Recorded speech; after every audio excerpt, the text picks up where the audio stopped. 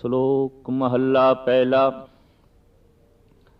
ਪਹਿਲਾ ਸੁੱਚਾ ਆਪ ਹੋਏ, ਸੁੱਚੇ ਬੈਠਾ ਆਏ। ਸੁੱਚੇ ਅੱਗੇ ਰਖਿਅਨ, ਕੋਇ ਨਾ ਬਿਠਿਓ ਜਾਏ। ਸੁੱਚਾ ਹੋਇ ਕੇ ਜੀਵਿਆ, ਲੱਗਾ ਪੜਨ ਸਲੋਕ। ਕੋ ਹੱਥੀ ਜਾਏ ਸਟਿਆ, ਕਿਸ ਏ ਲੱਗਾ ਦੋਖ।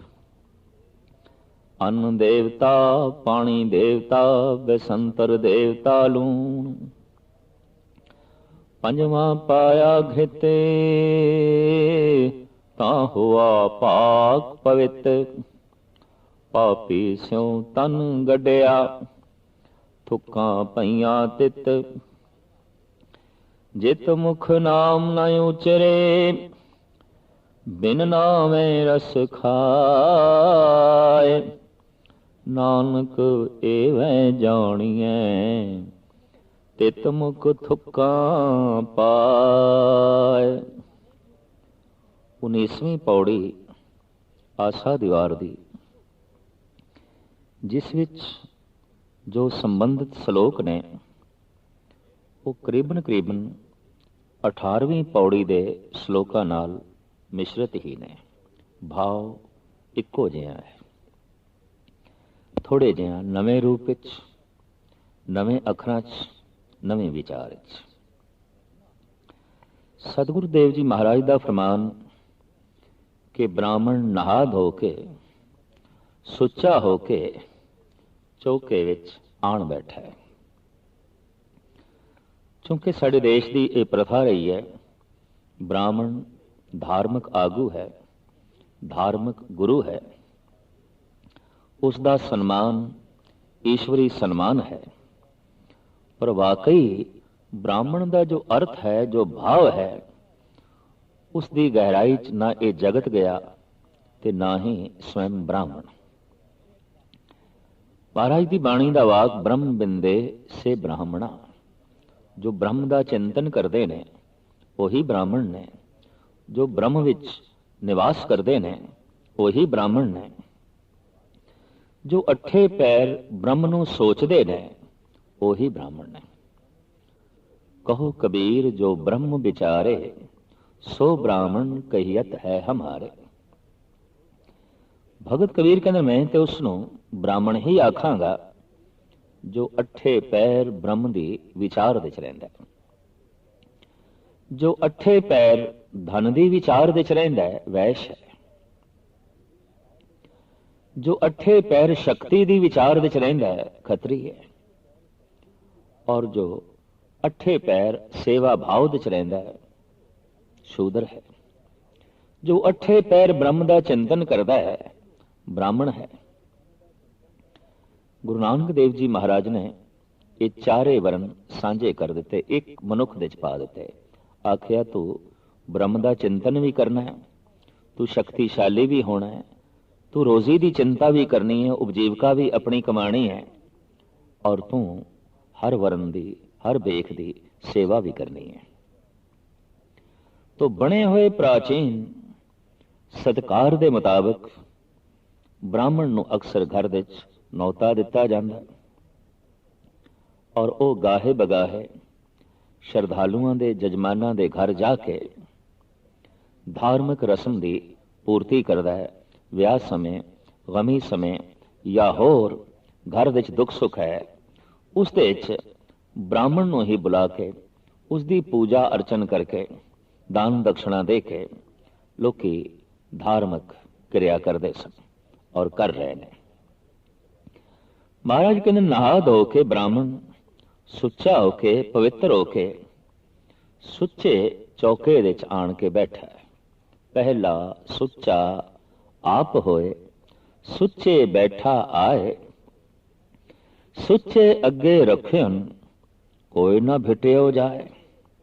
ਸ਼ਰਧਾਲੂਆਂ ਨੇ, ਜਜਮਾਨਾਂ ਨੇ ਉਸ ਸੁੱਚੇ ਬ੍ਰਾਹਮਣ ਦੇ ਅੱਗੋਂ ਬਿਲਕੁਲ ਪਾਕ ਸੁੱਚਾ ਭੋਜਨ ਆਣ ਕੇ ਰੱਖਿਆ, ਜੋ ਅਜੇ ਭਿਟਿਆ ਨਹੀਂ, ਜਿਸ ਨੂੰ ਅਜੇ ਕਿਸੇ ਨੇ ਛੋਇਆ ਨਹੀਂ, ਜੋ ਸਭ ਤੋਂ ਪਹਿਲੇ ਬ੍ਰਾਹਮਣ ਨੂੰ ਹੀ ਪਰੋਸ ਕੇ ਰੱਖਿਆ ਜਾ ਰਿਹਾ ਹੈ। ਸੁੱਚਾ ਹੋਏ ਕੇ ਜੇਵਿਆ ਲੱਗਾ ਪੜਨ ਸਲੋਕ। ਸੁੱਚਾ ਹੋ ਕੇ ਭੋਜਨ ਛਕਣ ਲੱਗਾ ਹੈ ਤੇ ਛਕਣ ਤੋਂ ਪਹਿਲੇ ਕੁਝ ਸਲੋਕ ਪੜਨ ਲੱਗਾ ਹੈ, ਜੋ ਬ੍ਰਾਹਮਣਾਂ ਦੀ ਧਾਰਮਿਕ ਰਸਮ ਹੈ। ਭੋਜਨ ਛਕਣ ਤੋਂ ਪਹਿਲੇ ਕੁਝ ਮੰਤਰ ਪੜ੍ਹਨੇ ਔਰ ਭੋਜਨ ਛਕਣ ਤੋਂ ਬਾਅਦ ਕੁਝ ਮੰਤਰ ਪੜ੍ਹਨੇ। ਇਸ ਤਰੀਕੇ ਨਾਲ ਇਹ ਭੋਜਨ ਛਕਾਉਣ ਦੀ ਕਿਰਿਆ ਸੰਪੰਨ ਹੋਈ। ਪਰ ਮਹਾਰਾਜ ਕਹਿੰਦੇ ਨੇ ਭੋਜਨ ਸੁੱਚਾ, ਚੌਕਾ ਵੀ ਸੁੱਚਾ, ਬਸਤਰ ਵੀ ਸੁੱਚੇ, ਸੁੱਚੇ ਢੰਗ ਨਾਲ ਬਣਾਇਆ ਗਿਆ ਔਰ ਸੁੱਚੇ ਅੱਗੇ ਰੱਖਿਆ ਗਿਆ। ਪਰ ਖਾ ਕੇ ਜਿੱਥੇ ਪਾਇਆ ਗਿਆ, ਜਿਸ ਪੇਟ ਦੇ ਸੁੱਟਿਆ ਗਿਆ, ਮਹਾਰਾਜ ਕਹਿੰਦੇ ਨੇ ਕੁਹੱਥੀ ਜਾਏ ਸਟਿਆ ਕਿਸ ਇਹ ਲੱਗਾ ਦੁੱਖ। ਪੇਟ ਦੇ ਚ ਇਹ ਭੋਜਨ ਸੁੱਟ ਦਿੱਤਾ ਗਿਆ। ਇਹ ਦੋਖ ਕਿਸ ਨੂੰ ਲੱਗਿਆ? ਕਿਉਂਕਿ ਪੇਟ ਕੁਹੱਥੀ ਜਾਏ, ਬੈੜੀ ਥਾਂ, ਗੰਦੀ ਥਾਂ, ਐਸੀ ਥਾਂ ਜਿੱਥੇ ਅੰਨ ਨੇ ਵੀ ਮੈਲੇ ਹੋ ਜਾਣਾ, ਪਾਣੀ ਨੇ ਵੀ ਮੈਲੇ ਹੋ ਜਾਣਾ, ਲੂਣ ਨੇ ਵੀ ਮੈਲੇ ਹੋ ਜਾਣਾ, ਮਿੱਠੇ ਨੇ ਵੀ ਮੈਲੇ ਹੋ ਜਾਣਾ, ਔਰ ਇਸ ਭੋਜਨ ਦੇ ਵਿੱਚ ਜੋ ਘਿਓ ਪਾਇਆ ਗਿਆ ਹੈ ਉਸ ਨੇ ਵੀ ਮੈਲੇ ਹੋ ਜਾਣਾ। ਸਾਹਿਬ ਕਹਿੰਦੇ ਨੇ ਕਿ ਵਾਸਤਵਿਕ ਇਹ ਸਾਰੇ ਦੇਵਤੇ ਹੀ ਸਨ। ਅੰਨ ਦੇਵਤਾ, ਪਾਣੀ ਦੇਵਤਾ, ਬੈਸੰਤਰ ਦੇਵਤਾ, ਲੂਣ। ਪੰਜਵਾਂ ਪਾਇਆ ਘ੍ਰਿਤ ਤਾਂ ਹੋਆ ਪਾਕ ਪਵਿੱਤਰ। ਪਾਕ ਭੋਜਨ, ਪਾਕ ਰਸੋਈ, ਪਵਿੱਤਰ ਰਸੋਈ ਬਣ ਗਈ। ਕਿਸ ਤਰ੍ਹਾਂ ਬਣੀ? ਅੰਨ ਦੇਵਤੇ ਨਾਲ, ਪਾਣੀ ਦੇਵਤੇ ਨਾਲ, ਬੈਸੰਤਰ ਦੇਵਤੇ ਦੇ ਨਾਲ, ਲੂਣ ਤੇ ਪੰਜਵਾਂ ਘਿਓ, ਇਹ ਸਾਰੇ ਮਿਸ਼ਰਨ ਹੋਏ ਤੇ ਬਣ ਗਿਆ ਪਾਵਨ ਭੋਜਨ, ਬਣ ਗਿਆ ਪਵਿੱਤਰ ਭੋਜਨ। ਪਾਪੀ ਸਿਓ ਤਨ ਗੱਡਿਆ ਥੁੱਕਾਂ ਪਈਆਂ ਤਿੱਤ। ਇਸ ਅਪਵਿੱਤਰ ਸਰੀਰ ਦੇ ਅੰਦਰ ਪਾਇਆ ਗਿਆ ਤੋ ਬਣ ਗਿਆ ਬਿਸ਼ਟਾ। ਬਿਸ਼ਟਾ ਨੂੰ ਦੇਖਦੇ ਹੀ ਮੂੰਹ ਦੇ ਥੁੱਕ ਨਿਕਲਦੀ ਹੈ, ਘਿਰਣਾ ਪੈਦਾ ਹੁੰਦੀ ਹੈ। ਅੰਨ ਘਿਰਣਤ ਹੋ ਗਿਆ, ਪਾਣੀ ਮੈਲਾ ਹੋ ਗਿਆ, ਲੂਣ ਮੈਲਾ ਹੋ ਗਿਆ, ਘਿਓ ਮੈਲਾ ਹੋ ਗਿਆ। ਸਰੀਰ ਤੇ ਇਤਨਾ ਮੈਲਾ ਕਿ ਦੇਵਤਿਆਂ ਤੱਕ ਨੂੰ ਭ੍ਰਸ਼ਟ ਕਰ ਦੇ। ਤੇ ਇਹ ਬ੍ਰਾਹਮਣ, ਤੂੰ ਸੁੱਚਾ ਕਿਹੜੀ ਗੱਲ ਦਾ, ਤੂੰ ਪਾਵਨ ਕਿਹੜੀ ਗੱਲ ਦਾ? ਮਨੁੱਖੀ ਸਰੀਰ ਹੀ ਐਸਾ ਹੈ, ਇਹ ਤੇ ਹਰ ਇੱਕ ਚੀਜ਼ ਨੂੰ ਭ੍ਰਸ਼ਟ ਕਰ ਦਿੰਦਾ ਹੈ, ਇਹ ਤੇ ਹਰ ਇੱਕ ਚੀਜ਼ ਨੂੰ ਮੈਲਾ ਕਰ ਦਿੰਦਾ ਹੈ। ਗੁਰੂ ਅਰਜਨ ਦੇਵ ਜੀ ਮਹਾਰਾਜ ਦੇ ਮਹਾਵਾਕ ਆਪ ਫਰਮਾਨ ਕਰਦੇ ਨੇ, ਕਰਪੂਰ ਪੋਹਪ ਸੁਗੰਧਾ ਪਰਸ ਮਾਨੁਖ ਦੇਹੰ ਮਲੀਣੰ। ਕਪੂਰ, ਫੁੱਲ ਤੇ ਹੋਰ ਸੁਗੰਧਿਤ ਵਸਤੂਆਂ ਜੇ ਮਨੁੱਖੀ ਤਨ ਨਾਲ ਸਪਰਸ਼ ਕਰਨ ਤਾਂ ਸਭ ਕੁਝ ਮੈਲੀਆਂ ਹੋ ਜਾਂਦੀਆਂ ਨੇ, ਅਪਵਿੱਤਰ ਹੋ ਜਾਂਦੀਆਂ ਨੇ। ਤਨ ਇਤਨਾ ਮੈਲਾ ਹੈ ਕਿ ਤਨ ਨਾਲ ਸੰਬੰਧ ਸਪਰਸ਼ ਕਰਦੇ ਹਾਂ, ਸੰਬੰਧ ਜੋੜਦੇ ਹਾਂ, ਸਭ ਕੁਝ ਮੈਲਾ ਹੁੰਦਾ ਹੈ। ਔਰ ਜੈਸੇ ਜੈਸੇ ਵਿਗਿਆਨ ਵਿਕਸਿਤ ਹੋਇਆ ਹੈ, ਦੇਖਣ ਦੇ ਚ ਆਇਆ ਕਿ ਸਾਗ ਸਬਜ਼ੀਆਂ ਜੋ ਖਾਣ ਪੀਣ ਦੀਆਂ ਚੀਜ਼ਾਂ ਨੇ, ਵਿਕਸਿਤ ਦੇਸ਼ਾਂ ਦੇ ਵਿੱਚ ਦਸਤਾਨੇ ਪਹਿਨ ਕੇ ਹੀ ਵੇਚੀਆਂ ਜਾਂਦੀਆਂ ਨੇ, ਇੱਕ ਦੂਸਰੇ ਨੂੰ ਦਿੱਤੀਆਂ ਜਾਂਦੀਆਂ ਨੇ। ਹੱਥ ਨਹੀਂ ਛੂਹਣੇ, ਕਿਉਂਕਿ ਮਨੁੱਖ ਦੇ ਹੱਥ ਦਾ ਸਪਰਸ਼ ਵੀ ਵਸਤੂਆਂ ਨੂੰ ਘਿਰਣਤ ਕਰ ਸਕਦਾ ਹੈ, ਮੈਲਾ ਕਰ ਸਕਦਾ ਹੈ, ਔਰ ਉਹਨਾਂ ਦੇ ਚ ਕੁਛ ਨਾ ਕੁਛ ਮੈਲ ਭਰ ਸਕਦਾ ਹੈ। ਹੂ ਬਹੂ ਇਹੀ ਵਿਚਾਰ ਅੱਜ ਤੋਂ 500 ਸਾਲ ਪਹਿਲੇ ਗੁਰੂ ਨਾਨਕ ਦੇਵ ਜੀ ਮਹਾਰਾਜ ਦੇ ਰਹੇ ਨੇ ਕਿ ਅੰਨ ਪਵਿੱਤਰ ਹੈ, ਪਾਣੀ ਪਵਿੱਤਰ ਹੈ, ਔਰ ਅਗਨੀ ਪਵਿੱਤਰ ਹੈ, ਘਿਓ ਪਵਿੱਤਰ ਹੈ, ਲੂਣ ਪਵਿੱਤਰ ਹੈ। ਸਭ ਕੁਝ ਦੇ ਮਿਸ਼ਰਤ ਦੇ ਨਾਲ ਜਦ ਭੋਜਨ ਬਣਿਆ ਤੇ ਭੋਜਨ ਪਾਇਆ ਗਿਆ ਇਸ ਪਾਵਨ ਸਰੀਰ ਦੇ ਵਿੱਚ, तो सब कुछ अपवित्र हो गया। पानी मल बन गया, अन्न मैला हो गया, सब कुछ मैला हो गया। पापी स्यो तन गड्डिया थुक्का पईयां तित। हुण उस अन्न नूं वेख के थुकना पैंदा है, घृणा पैदा होंदी है, क्योंकि अन्न बिष्टा बन गया है, पानी मल बन गया है। मनुख दा शरीर ऐसा कि हर एक नूं मैल बना दिंदा है। शरीर दे जो चीज़ गई मैली होवेगी, मैल बनेगा। महाराज कहते ने ये शरीर ऐसा है कि देवतियां तक नूं मैला कर देंदा है, ते ब्राह्मण तो सुच्चा किहड़ी गल दा हो गया, किस तरह हो गया? तो कहना मैं सुच्चा। इत्थे ही आके भगत कबीर ने एक बड़ी दार्शनिक गल कह दी है। वो कहते जे तू ब्राह्मण ब्राह्मणी जाया तो आन बाट काहे नहीं आया। ब्राह्मण नूं समझाण प्रति गुरु नानक दे इतने श्लोक ते कबीर दा इतना जोर क्यों है? क्योंकि ये धर्म दा पेशवा सी, ये धर्म दा मुखी सी।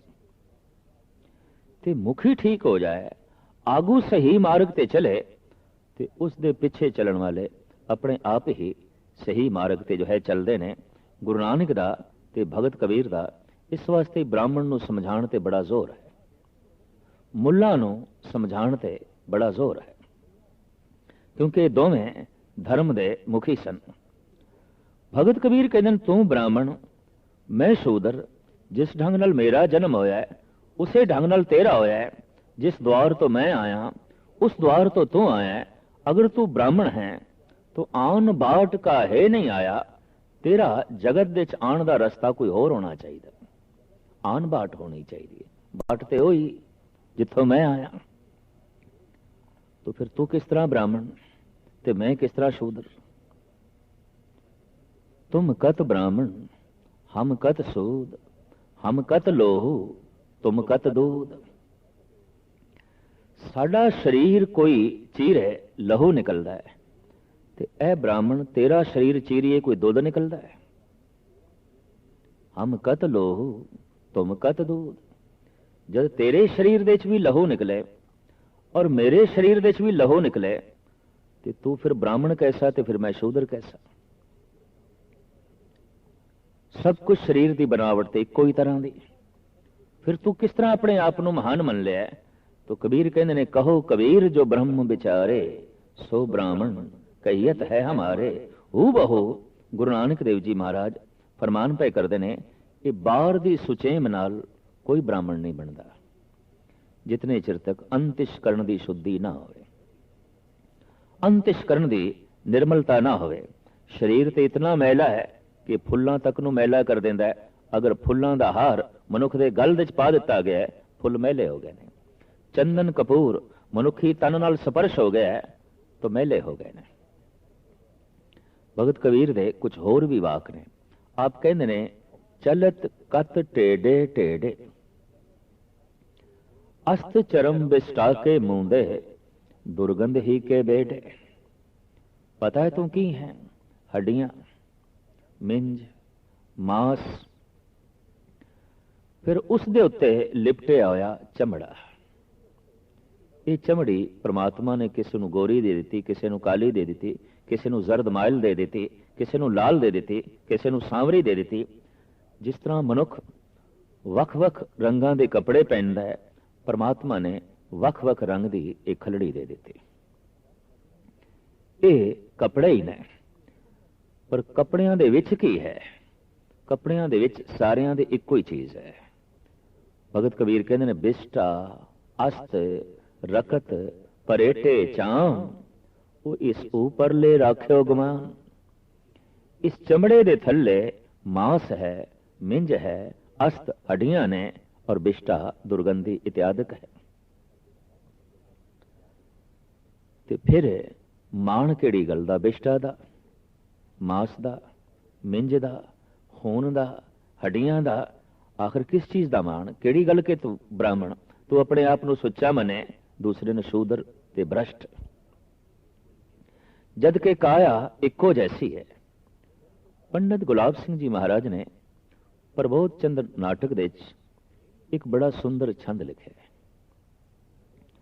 आप दी कलम दैवी सुंदरता दे गुण लिखदियां लिखदियां थिड़क गई कलम, और मादक सुंदरता जो शारीरिक सुंदरता है इस ते आन के टिके। इहदी खूबियां बयान करन लग पई ये कलम। शरीर दी सुंदरता दा लेखा जोखा करन लग पई ये कलम। पर सामने एक सुंदर शरीर बैठा सी, नक चो मैल निकली, और हथ फेर दिता नक ते,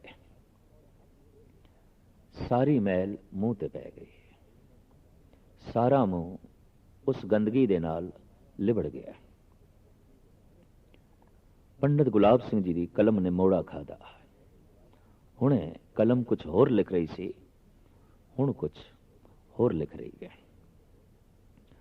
ਉਹਦੇ ਚੋਂ ਜਿਹੜੇ ਬੋਲ ਨਿਕਲੇ ਉਹ ਇਹ ਨੇ, हे मलमूत कसूत सबोपुन और सलेखन भांजन भारी, नाक की मैल जब है निकसे और नाहे संभार सो पोच उतारी। उस मैल नूं संभाल के नहीं कढ़िया, नहीं उतारिया, हथ फेर दिता है ते हथ दे फेरदियां मूँह सारा मैला हो गया। तो मुख चंद कहे जह को तब नाहे निहार सके वह नारी। पिख रंचक मैल गिलान करे सठ जानत नाहे अहै किछ सारी। रंचक मात्र मैल नू वेख के इतनी गिलानी, इतनी घृणा, इतनी नफरत। ते पंडित गुलाब सिंह जी महाराज कहते हैं, सठ जानत नाहे अहै किछ सारी। मूर्ख जानदा ही नहीं, काया ते सारी यही कुछ है। काया दा मान और काया दी पवित्रता दा दावा जो भी करते ने, साहिब श्री गुरु नानक देव जी महाराज दा फरमान, काया ते इतनी अपवित्र है कि 36 प्रकार दा भोजन जो देवी देवतियां दे संजोग नाल बनदा है, क्योंकि अन्न पानी सब देवता ही ने, ये देवते तक भ्रष्ट हो जाते हैं, मैले हो जाते हैं। तो फिर काया किस तरह पवित्र? क्योंकि काया दे सुचेम दे उत्ते ब्राह्मण का इतना जोर से कि उसने मुसलमान नूं मलेच कह दिता। मैल खाण वाला, मैला रहन वाला, मैं साफ हाँ, मैं सुतरा हाँ। सारी शक्ति ते सारा समा शरीर की सुचेम ते ला दिता। भुल गए आत्म शुद्धि तो बिना शरीर शुद्धि की मैंने रखती है। गुरु नानक देव जी महाराज ने आत्म शुद्धि ते जोर दिता है, और आप कहते ने जिसकी आत्म शुद्धि हो जाए वो शरीर शुद्धि अपने आप हो जाती है।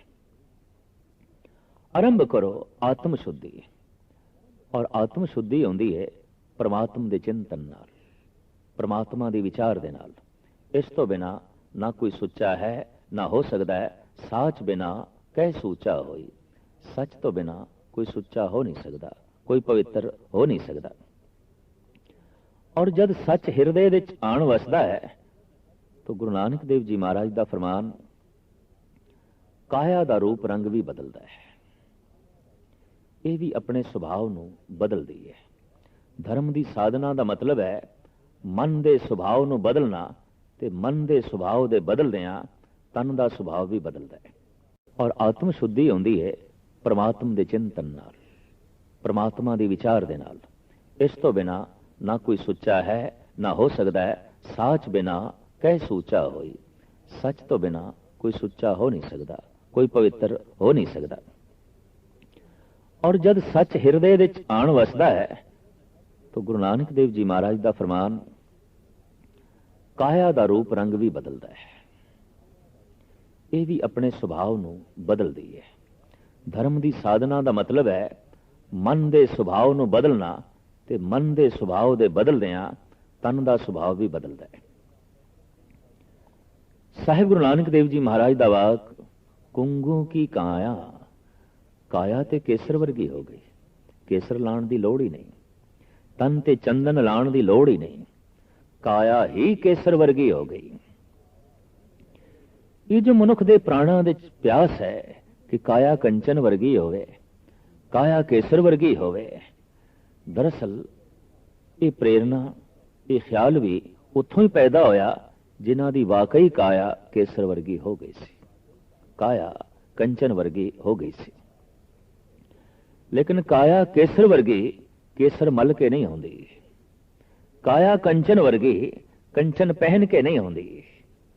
काया कंचन वर्गी उदों होंदी है, काया केसर वर्गी उदों होंदी है जद हिरदे विच परमात्मा का नाम आके वसदा है। तो साहिब कहते हैं, कुंगू की काया, रत्ना की ललता। जबान मानो रत्ना नाल जड़त है, एक एक बोल एक एक बचन जिहदे ते करोड़ां रतन निछावर कीते जा सकते हैं, कुर्बान कीते जा सकते हैं। अगर वास तन सास श्वासां दे चंदन दी महक। गुरु नानक देव जी महाराज का यह दावा है कि जिस दिन हिरदे विच परमात्मा आण के बैठता है, शरीर की दुर्गंधी और श्वासां दे बदबू ये मिट जाती है। शायद भगतां दा ये रंग रूप वेख के नकल की गई, चलो अंदरों महक नहीं प्रगट होंदी तो बाहरों सेंट लाओ, इतर लाओ, बाहरों खुशबुआं लाओ। मनुख चाहता है मेरे तन दे चों खुशबू निकले। दरअसल ये ख्याल भी भगतां तो मिलिया, क्योंकि भगतां दे तन दे चों खुशबू निकलती गई। साहिब गुरु नानक देव जी महाराज का फरमान, अगर वास तन श्वास, श्वासां दे चंदन दी महक, चंदन दी खुशबू। जबान रतना नाल जड़त और काया कंचन वर्गी, केसर वर्गी। 68 तीरथ का मुख टिक्का, तित घट मत विगास। ऐसे महापुरुष दे दर्शन मानो 68 तीर्थां दा इशनान है। जन के चरण तीरथ कोट गंगा। इस तरह के महापुरुष दे कदम बोसी मानो करोड़ा गंगा दा इशनान है।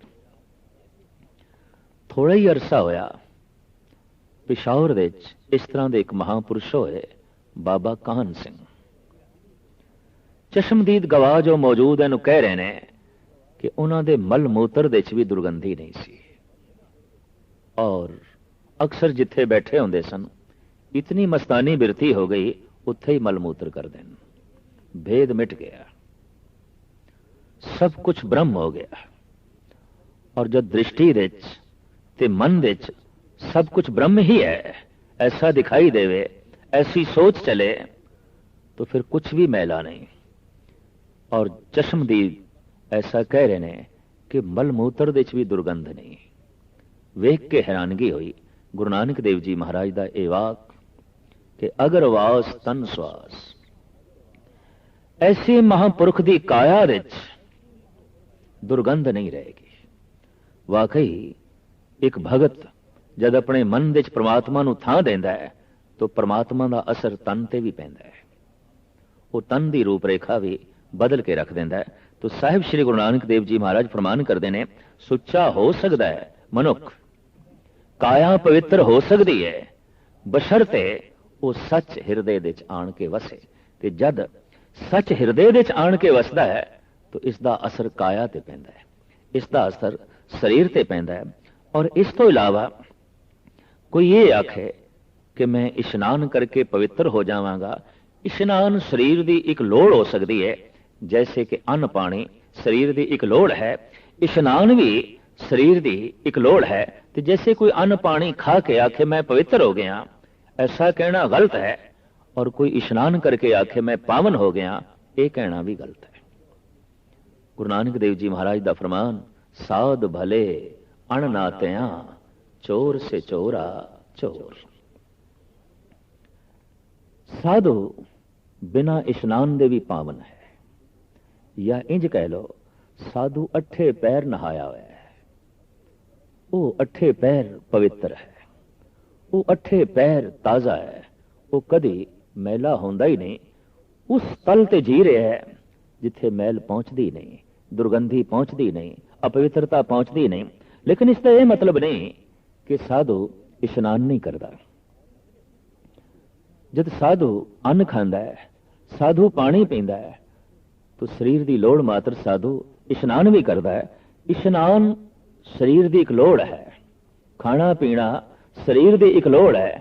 तो इशनान करने तो बाद अगर कोई दावा करे कि मैं पावन हो गया, मैं पवित्र हो गया, फलानी थां ते इशनान करके आया, तो यह कहना गलत होगा, ये धर्म दे अनुकूल नहीं होगा। तो साहिब श्री गुरु नानक देव जी महाराज का फरमान, पापी सो तन गड्डिया, थुक्का पईयां तित। इस अपवित्र तन विच देवतियां दे मिश्रण दे नाल जो 36 प्रकार का भोजन पावन बनया, अपवित्र हो गया। देख के घृणा पैदा होती है। जित मुख नाम न उचरे, बिन नामे रस खाए। जिस रसना दे परमात्मा का नाम नहीं ते बिना नाम रस तो अन रस मान रही है। बिना भजन दे रस तो रसना भोजन का रस मान रही है। उस बारे सतगुरु कहते ने कि बिन नामे रस खाए, नानक एवें जानिए तित मुख थुक्खां पाए। वो जो बेष्टा है उसते घृणा करके थुक नहीं सुटनी चाहिए। ओ मुंह जो भोजन दे रस तो बिना, भजन दे रस तो बिना भोजन का रस मानदा है, परमात्मा दे रस तो बिना अन्न का रस मानदा है, वो मुंह इतना गंदा है, वो रसना इतनी गंदी है, उन्होंने वेख के घृणा पैदा होती है। वास्तविक थुक्कां ते ऐसे मुखड़े ते पैणियां चाहिदियां ने जिस मुख दे परमात्मा का नाम नहीं है। जित मुख नाम ना उचरे, बिन नामे रस खाए, नानक एवें जानिए तित मुख थुक्कां पाए। बाबा फरीद कहते हैं तिन्ना मुख डरावने। बड़े भयानक ने ओ लोग जिन्हां विसारियो ना, इत्थे दुख घनेरिया अगे ठौर न ठाओ। बाबा फरीद कहते बहुत डरावने ने वो मुखड़े जिन्हां मुखड़ियां दे परमात्मा का नाम नहीं। ते जे रसना दे परमात्मा का नाम नहीं तो रसना दे कौड़े बोल होणगे, फिक्के बोल होणगे, रसना दे झूठ होवेगा, मिथ्या वाक होवेगा। तो इस तरह मिथ्या बोलन वाले, क्रोधित बोलन वाले, कौड़े बोलन वाले बाबा फरीद कहते ने इन्हां तो डर लगता है। ये तो अगले का सीना चीर के रख देंगे ने। महाराष्ट्र के प्रसिद्ध संत भगत नामदेव जी महाराज का फरमान, हे परिपूर्ण परमात्मा, ओ बंदे मेरे मथे बिल्कुल ना लाई, जो न भजनते नारायणा तिनका मैं ना करूं दर्शना। मैं दर्शन नहीं करना चाहता, मैं वेखना नहीं चाहता जिन्हां दे मुखड़े दे तेरा भजन नहीं। शेख सादी साहब ते कहंदे ने मैं भुल जावां उन्हां बंदियां नूं ऐ खुदा जिहड़े तैनूं भुल गए ने। शक्ति दे, मैनूं तौफीक दे कि मैं भुल जावां हर उस बंदे नूं जिहड़े बंदे तैनूं भुल गए ने। क्यों कि उन्हां दा संबंध, उन्हां दा संजोग लाभकारी नहीं होवेगा, हानिकारक होवेगा, तबाही का बायस बनेगा, बर्बादी का बायस बनेगा। तो साहिब श्री गुरु नानक देव जी महाराज का फरमान, शरीरक सुअपण ते शरीरक पवित्रता परमात्मा के नाम नाल है। ते जद ये पवित्रता हिरदे विच आण के वसदी है, मुखड़ा उज्जल हो जाता है, काया केसर वर्गी हो जाती है, काया पावन हो जाती है। ऐ ब्राह्मण तू तां ही सुच्चा हो सकता है कि ब्रह्म दा वासा तेरे हिरदे च होवे, पानी दा वासा तेरे तन ते है, इस नाल तू पवित्र नहीं हो सकता। पहला भंड जमीए भंड निमिए, भंड मंगण वे आओ, भंडो होवे दोस्ती, भंडो चले राहो। भंड मुआ भंड भालिए, भंडो वे बंधान, सो क्यों मंदा आखिए, जित जम्मे राजान। भंडो ही भंड उपजे, भंडे बाज न कोए, नानक भंडे बाहरा, एको सच्चा सोए। जित मुख सदा सलाइए, भागा रत्ती चार, नानक ते मुख उजले, तित सच्चे दरबार। 19वीं पौड़ी दे नाल संबंधित ये दूसरा श्लोक गुरु नानक देव जी महाराज का, जिस विच एक मूल विषय नूं गुरु नानक देव जी महाराज ने छोया है। आम समाजिक तल ते पुरुष प्रधान रहा है, ते पुरुष की प्रधानता ने ही करीबन करीबन समाजिक नियम बनाए, धार्मिक नियम बनाए, राजनीतिक नियम बनाए। धार्मिक जीवन ने और धार्मिक मुखिया ने स्त्री नूं कह दिता ये निखिद्ध है, नरक द्वारी है, अपवित्रता की गठड़ी है। इस वास्ते समाजिक तल ते, धार्मिक तल ते, राजनीतिक तल ते कदी भी पुरुष स्त्री नूं बराबरी देण नूं राजी नहीं होया, तैयार नहीं होया। गुरु नानक देव जी महाराज ने जिथे जगत के जीवन के अनेक पहलुओं को छोया है, उत्थे ये पहलू भी आप जी के सामने सी। इस वास्ते इस दे उत्ते अपने विचार व्यक्त करने गुरु नानक देव जी महाराज ने लाजमी समझे। श्लोक के मूल पंक्ति है, सो क्यों मंदा आखिए जित जम्मे राजान। गल स्पष्ट है कि इस देश की इस्त्री जात नूं मंदा आख्या जांदा सी, माड़ा आख्या जांदा सी, और माड़े आखण दे बड़े सबूत मुहैया कर लै। गुरु नानक देव जी महाराज के सामने जब चर्चा हुई तो उन्होंने सबूत ये रखे। स्त्री ने अज तक कोई विशेष महान धर्म ग्रंथ की सिरजना नहीं की थी। स्त्री अजे तक किसी विशेष धार्मिक पंथ की अगुआ नहीं बन सकी, रहबर नहीं बन सकी। स्त्री कोई चोटी दी चित्रकार, संगतराश, गीतकार ये भी नहीं बन सकी। इस दे भी पिछे, जब कला की दुनिया विच भी पुरुष अगे और नीति की दुनिया विच भी पुरुष अगे और धर्म की सिरजना बनाउण ते रूप रेखा देण विच भी पुरुष अगे, हर पहलू दे पुरुष का अगे होना इस गल का सबूत है कि स्त्री पिछे। ते जो पिछे है वो निखिद है, जो पिछे है वो माड़ी है। क्यों कि जो पिछे है उसका अगर संग किया तो पिछे हो जावांगे, एक ख्याल सी। क्योंकि स्त्री पिछे है, निखिद है, ते निखिद का संग किया तो निखिद हो जाओगे। योगियां ने ते गुरु नानक देव जी महाराज ने इत्थे तक कह दिता, जो कि भाई साहब भाई गुरदास जी ने कलम बंद किया है, खादी खुणस जोगी सरां गोष्ठ करन सबे उठ आई, पुछे जोगी भंगरनाथ तू दुध विच क्यों कांजी पाई। उस वक्त दे योगियां दा सिरमौर भंगरनाथ गुरु नानक देव जी महाराज नूं कहण लगा, महाराज तुहाडा जीवन ते दुध दी तरह सी, ऐन पावन पवित्र दुध, पर तुसी इस विच स्त्री दी कांजी पा दित्ती है। सतगुरु दा विआह हो चुकिया सी और सतगुरु पूर्ण गृहस्थी जीवन बतीत कर रहे सन, आप दे बच्चे भी सन। भंगरनाथ ने कह दिता, ये बच्चे नहीं, ये स्त्री नहीं, ये थोड़े जीवन रूपी दुध दे कांजी है। ते भंगरनाथ अगे बोलदा है, फिटड़िया चाटड़ा दुध दा रिड़किया मक्खन हथ ना आई। हुण तुसी लख यतन करो, परमात्मा दे नाम दा मक्खन थानू प्राप्त नहीं होने लगा। क्यों? थोड़े जीवन दा दुध फट गया, ते फटे हुए दुध दे चों मक्खन नहीं निकलता। साहिब गुरु नानक देव जी का जवाब, बाबा आखे नाथ जी तेरी मां कुचज्जी आई, होए अतीत ग्रस्त तज फिर उन्हों के घर मंगण जाई। ऐ योगियो, एक गल ते चेते करो, जे ग्रस्ती निखिद है, कांजी है, तो मैं देखदा थानू उन्हां दे बूहियां ते खड़ा होया, वो थोड़ी लोड़ां दी पूर्ति पे करदे ने, वो थोड़े लिए वस्त्रां दा इंतजाम करदे ने, वो थोड़े लिए अन्न का इंतजाम करते हैं, वो थोड़े लिए आश्रम बना के देंदे ने, वो थोड़ी बाकी दियां जो है लोड़ां पूरियां करदियां ने। थोड़ी लोड़ां दी पूर्ति एक निखिद करे तो जो लोड़ां दी पूर्ति कर रहा है वो वड्डा है, या जिहड़ा लोड़ां दी पूर्ति करवा रहा है वो वड्डा है। थानू मैं गृहस्थियां दा मुथाज देखदा। फिर ये दस, अगर वाकई ये कांजी है तो ये कांजी तेरे पिता ना पांदे ते तेरी होंद नहीं होनी सी। तेरी मां को चज्जी आई, तू गल नूं समझिया ही नहीं, वास्तविकता नूं समझिया ही नहीं। अगर हर पुरुष कांजी ही समझ लवे तो मनुखता दा चमन अज ही उड़जड़ जाए।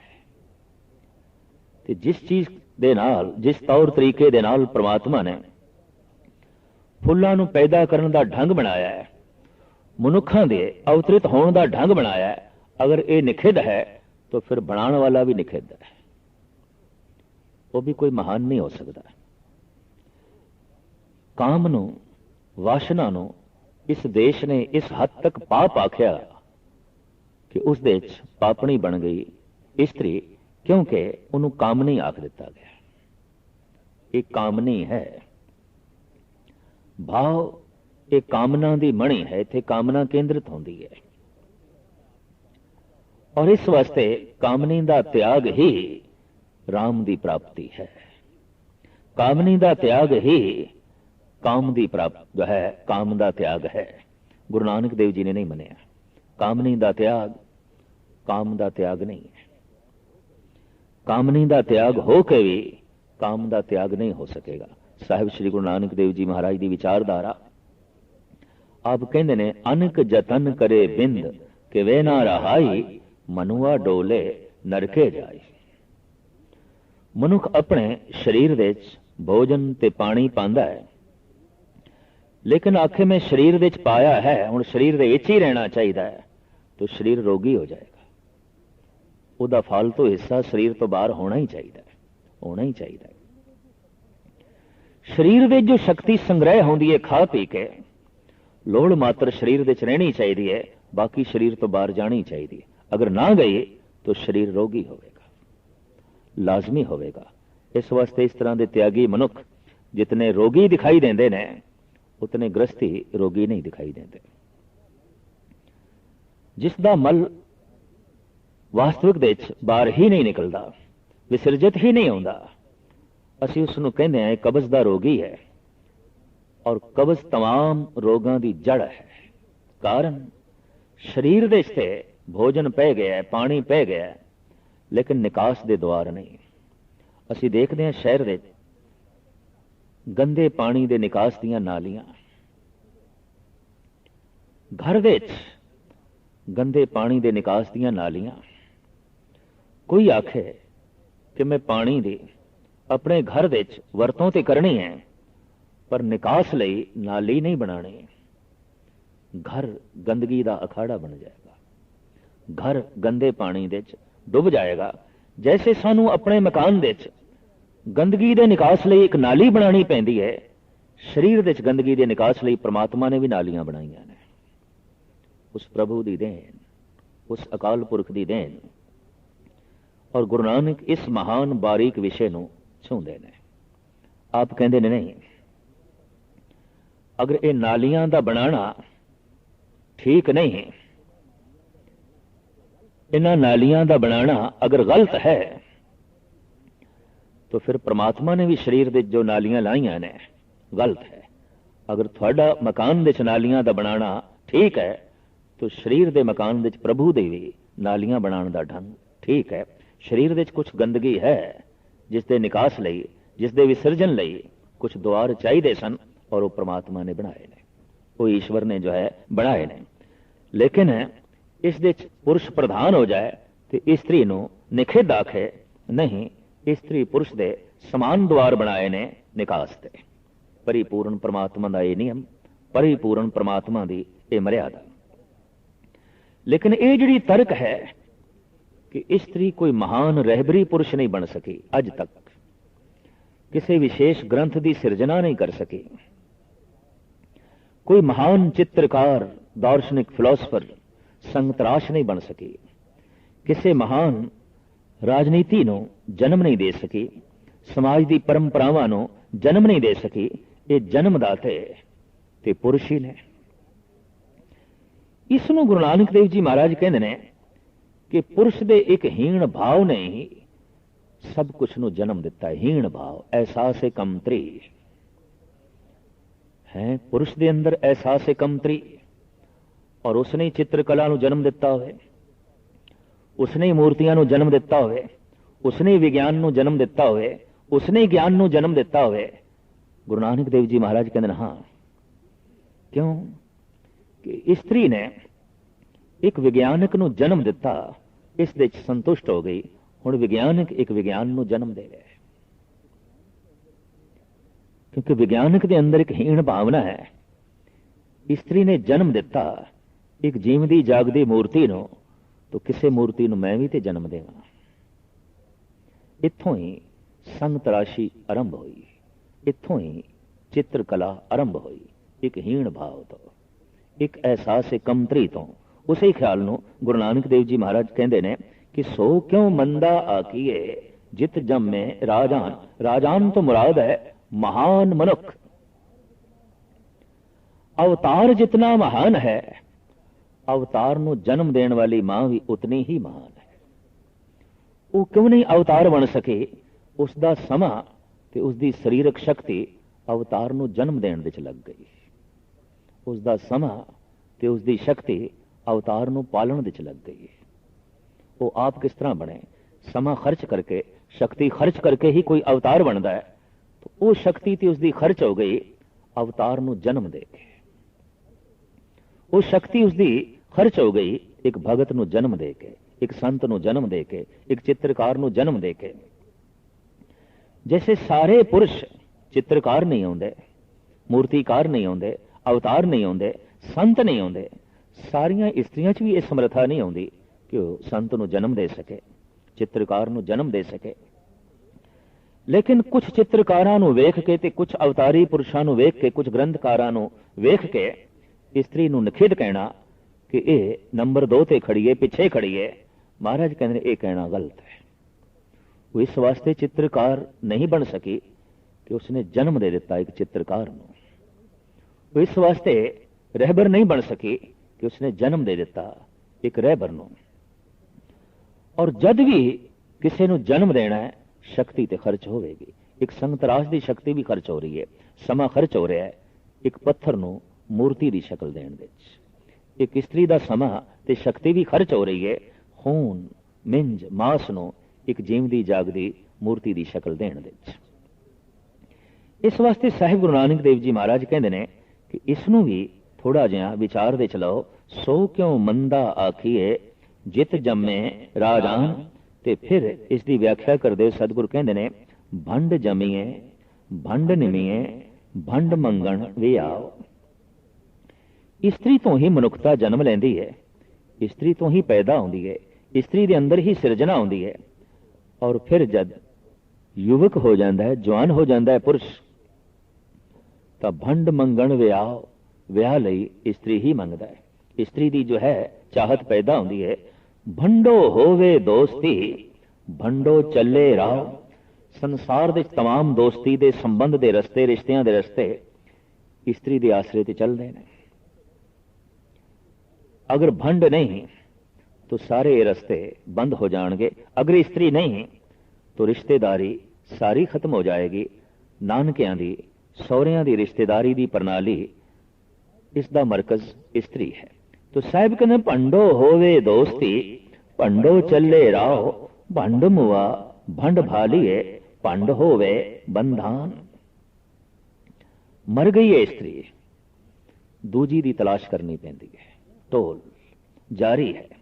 क्यों कि स्त्री करके ही संसार दे नाल संबंध जुड़ते हैं और स्त्री करके ही वासनावां बंधन विच रहिंदियां ने।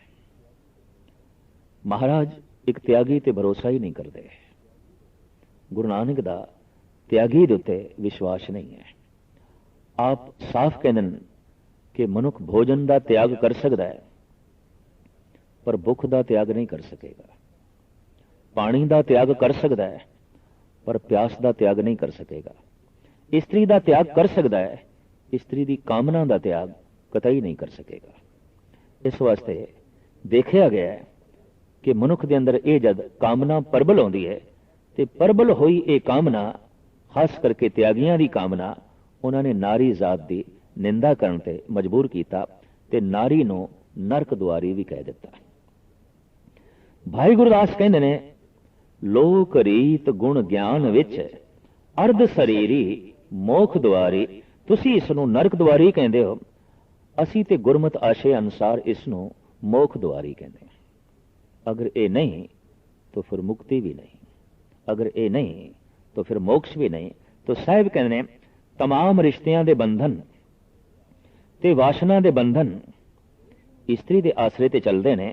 सो क्यों मंदा आखिए जित जम्मे राजान। जिस विच ऐसे ऐसे महान मनुख पैदा होन, चित्रकार, मूर्तिकार, भगत, संत, अवतारी पुरुष, ते फिर उसनूं क्यों मंदा आख्या जाए। बाबा फरीद कहते हैं तिन धन जने दी माओ आए सफल से। जिन्हां दी जिंदगी सफल हुई है, जो फकीर होए ने, जो भगत होए ने, ਉਹਦੇ 'ਚ हिस्सा तो बहुत वड्डा मां दा है। तो फरीद कहते हैं धनता दे योग है ओ मां, पूजन दे योग है ओ मां, जिसने एक भगत नूं जन्म दिता।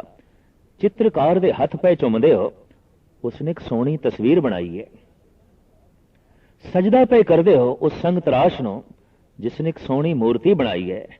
उसनूं भी धन आखो जिसने एक सोहने भगत नूं जन्म दिता है, संत नूं जन्म दिता है, दार्शनिक नूं जन्म दिता है, फिलोसफर नूं जन्म दिता है, अवतारी पुरुष नूं जन्म दिता है, एक महान रहबरी पुरुष नूं जन्म दिता है।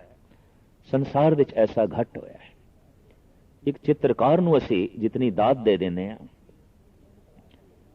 एक संग तराश दी असीं जितनी महिमा कर छड़दे हां, एक कलाकार दी असीं जितनी उपमा कर देंदे हां, इन्हां जीवदियां जागदियां तस्वीरां नूं जन्म देण वाली जो जननी है, शायद ही कोई समाज पूर्ण तौर ते उस दी उपमा करदा होवे।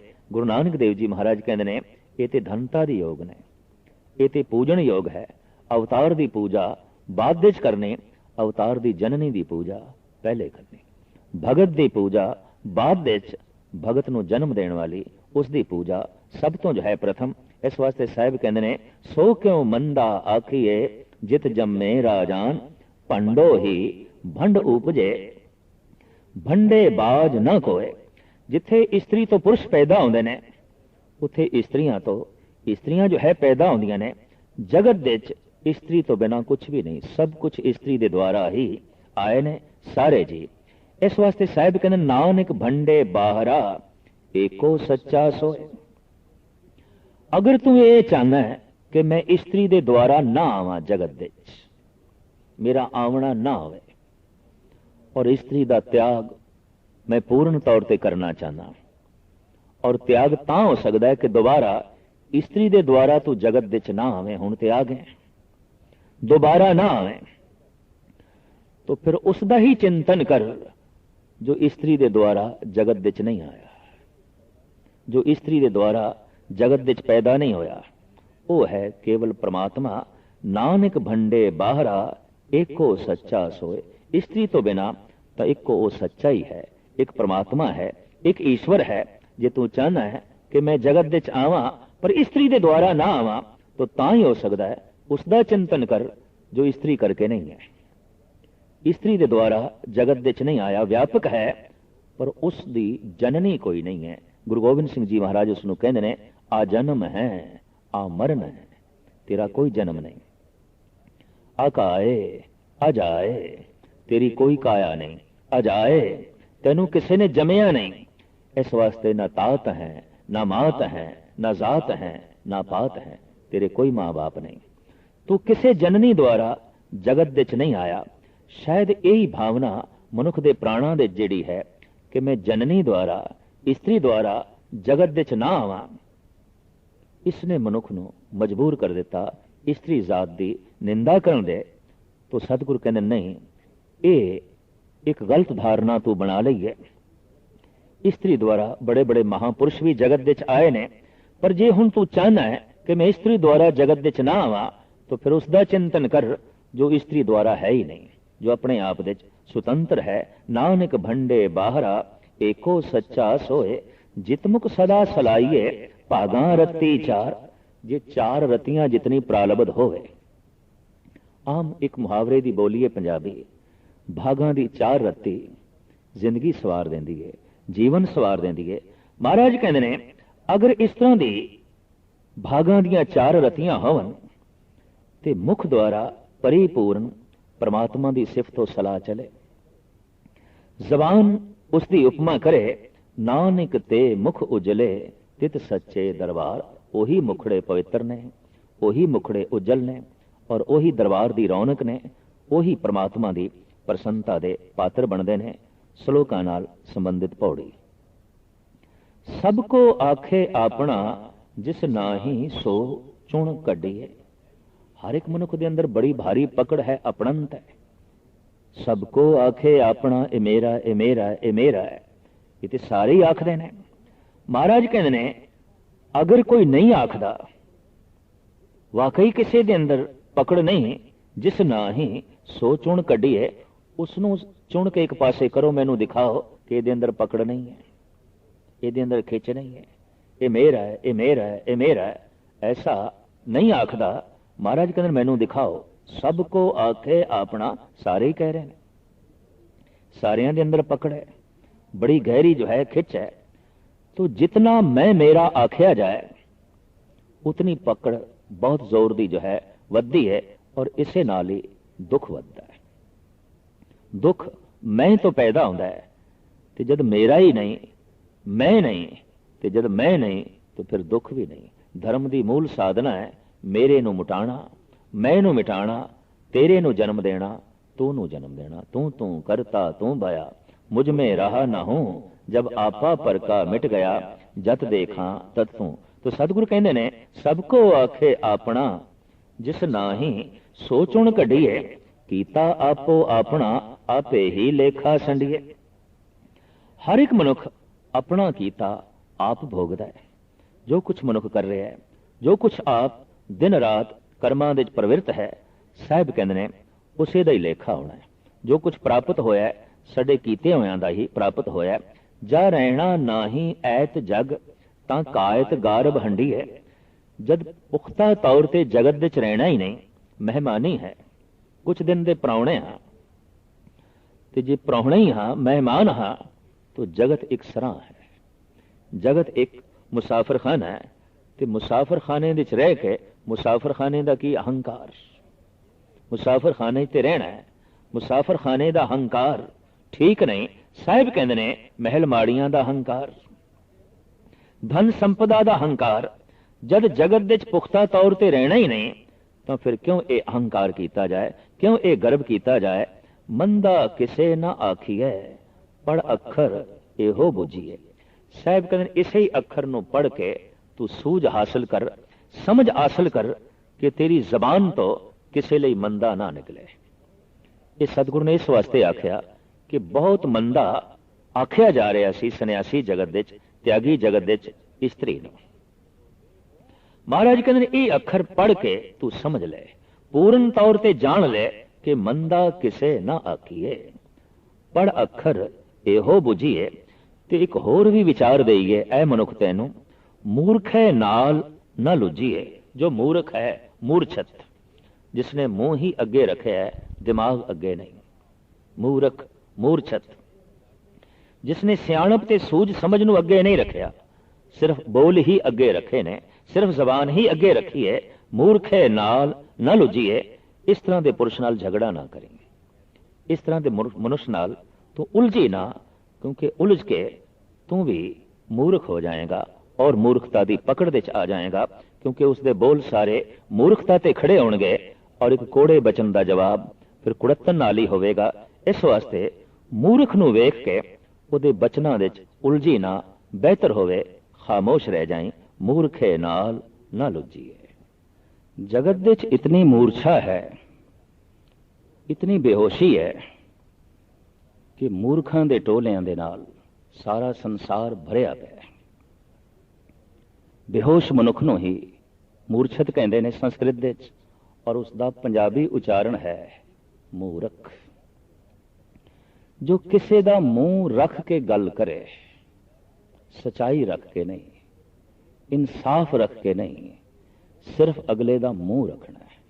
और ये मुंह रख के गल वही करेगा जो मूर्छत है, बेहोश है। या मुंह रख के ही खामोश हो जाना, भाई इसका मुंह रखना है तो नहीं कुछ कहना, कहना सी कुछ पर मुंह रखना पै गया है। और बोले है कुछ आखे है पर मुंह रख के आखे है। इस तरह के जो बोल होणगे बकौले शेख सादी, वो मिट्टी का ढेर ही आउणगे। आप कहंदे ने कम आवाज हरगिज न बीनी खजल, घट बोल और जितना बोल वो महान होवे। वैसे कबीर ने भी कह देता है बोलत बोलत बढ़े बिकारा, पर बिन बोले क्या करे बिचारा। बोलना तो पैना है, बिना बोलिया संबंध नहीं जुड़ते, पर बहुत ही बोली गए, मूर्छत होके बोली गए, बोलने च कुछ भी ना होवे ते बोली गए। आप कहते इस नाल विकार वधणगे। जो जितना गैर जिम्मेवारी नाल बोलदा है वो अपने उत्ते उतनियां ही जिम्मेवारियां चुक लैंदा है और जिहड़ा जितनियां जिम्मेवारियां चुक लैंदा है वो उतना ही खज्जल खुआर होंदा है। फिजूल दियां जिम्मेवारियां आप कह रहे हैं कि कम आवाज हरगिज न बीनी खजल, जवै मुश्क बेहतर यक तो गिल। जबान दे चों एक गल आख भावें वो जौ दे दाने जितनी होवे छोटी, पर होवे मुश्क कपूर वर्गी। ये नहीं कि तू बोलां दा ढेर ला देवें ते सारा ढेर मिट्टी दा ही तोदा होवे। मिट्टी दे तोदे निकलदे ने उस मुंह चो जो मूर्ख ने, पर मोती निकलदे ने, रतन निकलदे ने, मुश्क कपूर निकलदे ने उस मुंह चो जो सजग ने, जागे हुए ने, महान ने। जिस मुंह दे चों मिट्टी दे तोदे निकल रहे होन और मूर्छत होवे, गुरु नानक देव जी महाराज कहते ने हो सके उस तो दूर रहे, झगड़ा ना करें। नहीं तो हो सकता है वो जो मिट्टी दे तोदे अपने मुंहों कढ़ेगा वो तू दब जाएगा, वो तू मिट जाएगा। इस वास्ते किनारा कशी करें, कोशिश करें मूर्खे नाल ना लुझीए। क्यों कि उसके नाल उलझदियां तू भी मूर्ख साबित हो जाएगा। कोशिश कर, यत्न कर कि तू मूर्ख ना होवे। सुचेत बंदा, सावधान बंदा इस तरीके नाल ही अपनी जीवन चर्या जो है चलांदा है। तो खैर साहिब श्री गुरु नानक देव जी महाराज का मूल भाव कि प्रभु दे नाम नाल इतनी वड्डी सियाणप आ जाती है कि मूर्ख तो बच के चलता है।